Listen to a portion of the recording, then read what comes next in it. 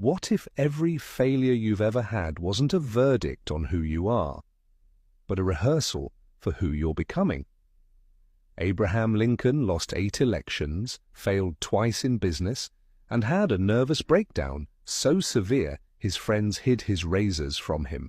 He became the most consequential president in American history, and he said the losses were the reason why. By the time Abraham Lincoln was 40, his record was almost comically bad.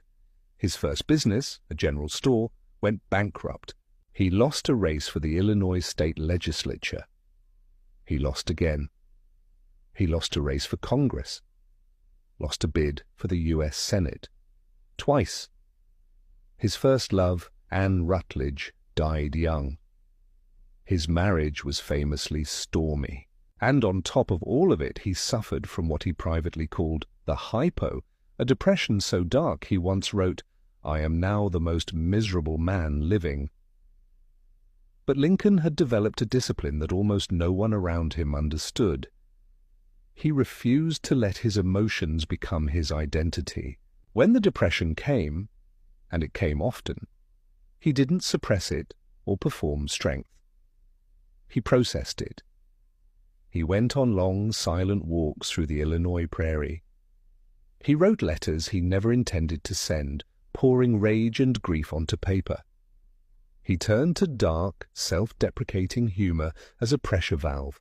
The reframe that changed everything was this: Lincoln began to treat each loss not as evidence that he was a failure, but as data about the gap between where he was and where he needed to be.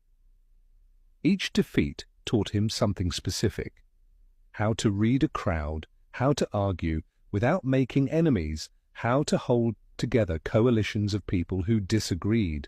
He wasn't losing, he was studying.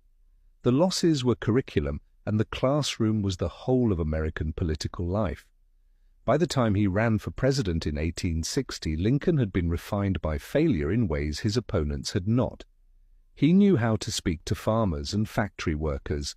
He knew how to absorb criticism without collapse. He knew how to hold a divided room together because he had been holding himself together through division for 30 years.